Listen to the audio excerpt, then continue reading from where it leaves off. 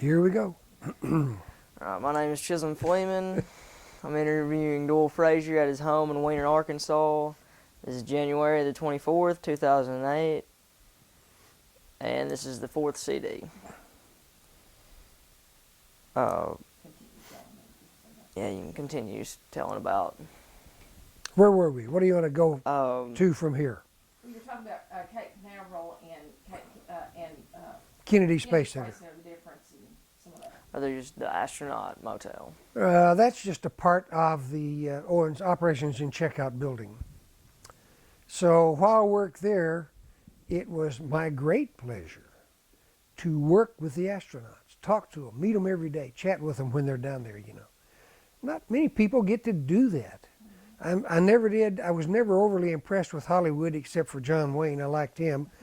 But I have always been impressed with the astronauts, with the space program, the capability of those people. They've had some bad press lately, and I've got to say that while I was down there, I never, ever heard of or saw an astronaut do anything unbecoming. Sharp people, good people, ordinary people, but very dedicated people.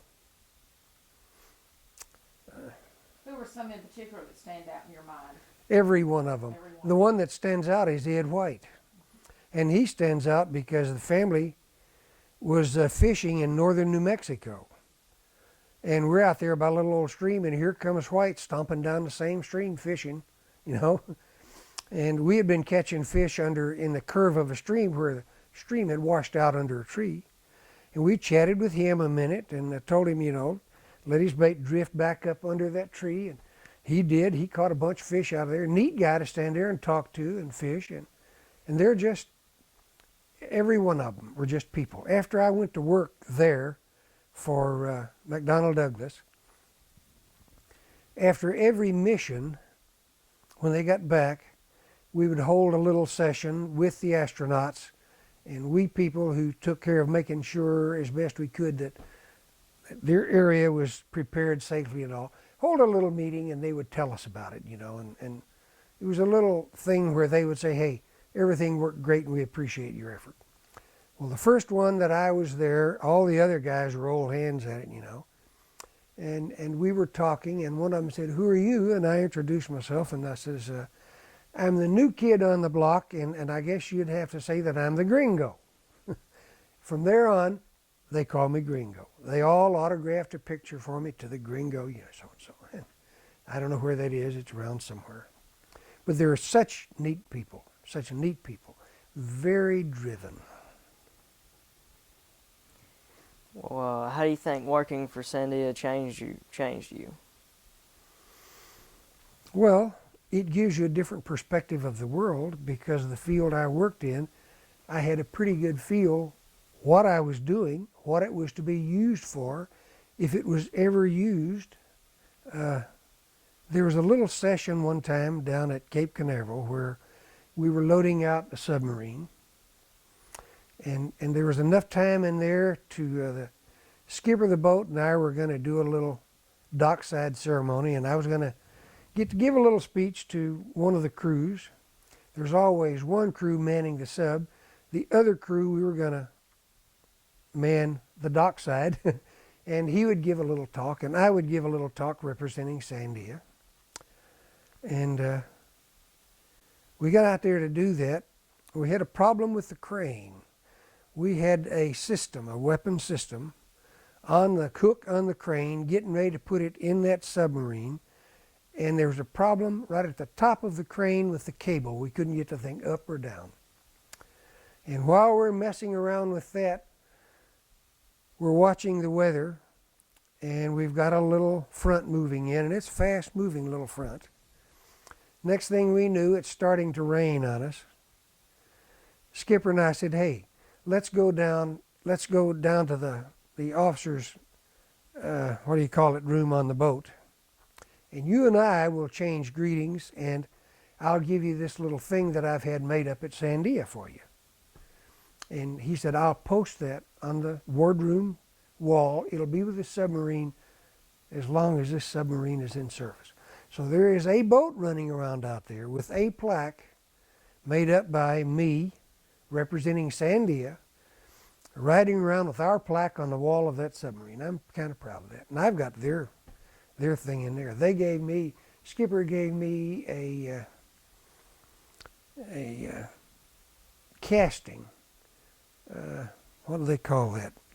A commissioning cast. They only make so many of them. I'll grab that and show that. Nah, I'll get it in a while. But he gave me one of those, and I gave him this little thing for the wall, and I'm really proud of that. You even got his picture around somewhere. It's a picture of us changing. Some of those pictures are around, but let me tell you, they're limited too. But I got to do that little. We didn't get to do our dockside thing because it rained out, but we exchanged plaques, and the crew was just tired of standing out there anyway, so they got to get back in their boat. While somebody came and fixed that dadgone hoist in that little old rain shower. Shouldn't have been up there because there was a little bit of lightning with it, but we didn't want that system hanging on the hook either. So some things you just have to do when you have to do them. That was kind of interesting. Commissioning plaque, that's what they call that thing. Of the inventions or discoveries that you've been made that have been made in your lifetime, which has been your favorite and why? The space program overall and shuttle system. I believe in it wholeheartedly, totally. It must go on. We must, as a nation, be able to finance space research. I don't know if it'll ever lead to space colonization. When I got out of school, just going around the globe was unheard of. But I'm a strong supporter of the space program. I wish I had the list of things that we have today that are a direct result of the space program. You would be surprised. I had that list. I don't know where it got off to. People were amazed to see some of the things that we have because of it. And I often hear people say, it's a waste of money we're spending putting people up there. Well, that money is not being spent up there. That money is being spent in factories across this country by companies who are feeding employees, putting shoes on their kids, and buying groceries for the family. None of it is being wasted in outer space. It's all spent right here, right here. So anytime you hear people hard-timing the space program, just tell them where the money is being spent, how many people it's feeding, how many little kids it's buying shoes for, how many schools it's building. It's all right here. It's important, and it's big dollars. My speech is made. Is there an invention or discovery that is in use today that you do not like? Nuke weapons. Never, ever, ever do I want to see them used in anger. Never. And I've heard leaders on TV say, boy, if they do that, I'd nuke them. No, you don't want to nuke them. Never. I'd like to see every one of them worldwide broke up and used for fishing sinkers. Can't do that. Never will it happen. But I never, ever, ever want to see a nuke weapon used in anger. Other than World War II, tell me about what's been the biggest world event in your lifetime. One so important that you remember exactly where you were and when you learned of it. Kennedy's assassination. Does everybody remember that? I had, at that time, I was traveling back and forth from Albuquerque to Florida very frequently, to the point that it was getting kind of boring just going down there and coming back.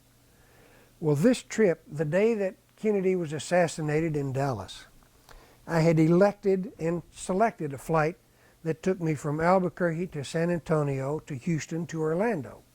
Normal flight was Albuquerque to Dallas, Fort Worth to Orlando, or Dallas at the time, Love Field.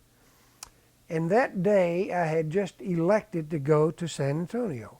And we were not yet to San Antonio when the pilot of the plane come on and told us the president had been assassinated.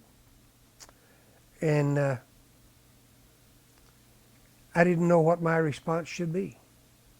Here I was on the way to Florida to test a form of a nuclear weapon, and I didn't know what to do. I didn't know if I should go on down or come back home. I finally said, well, I'll just go on down to Florida and call back to the company and say, what am I supposed to do, if anything? Which I did. And it was such a state of turmoil right then that I did not come back home until I'd finished the job down there. So. Although most people don't like to pat themselves on the back, what's something you've done or accomplished in your life that you're proud of? Some one thing that I'm proud of. I'm proud of having had the privilege of doing for so many years what had to be done, and believing wholeheartedly that while most people didn't care for us, I thought it was a necessary job, and we did it. And we did it so good that you have never, and you never will, I believe that, hear of an accidental nuke explosion anywhere in the free world. That I'm proud of. I'm proud of having a chance to work in the space program, my little contribution to the space program, interfacing with the program, doing what I could for the space program. I don't know if there's one thing I could say, this I'd want to nail on the wall. So many things have happened. It's the big picture that I am so proud of, rather than this little thing or that little thing. We had more people leave Sandia because of conscience than anything else. I don't want to work, they would say, at a place who is trying to kill thousands of people at one time. Shouldn't have said that. But that's what a nuke weapons development program is. So I didn't like the idea of that, but I like the outcome of it. The outcome, I think, speaks for itself. There's no longer a Berlin Wall. There's no longer a USSR. We don't have the nuke weapons threat that we once had. That far from it. Well, tell me about the biggest lesson that life has taught you, a lesson that would help a young person to live a better life.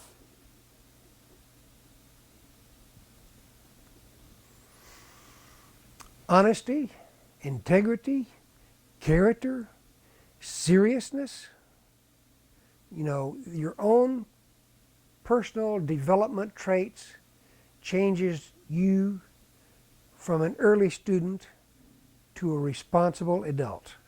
It's that responsible adulthood that we're seeing right now played out in the political parties. Have you seen anything on the tube that you think was less than honest from any of the candidates? You don't have to answer that. No, but that's what life is about. Preparing for decency, honesty, character, this sort of thing. That's what life is all about. Well, that's about all we got. And Good. thanks for letting me Sure. interview you.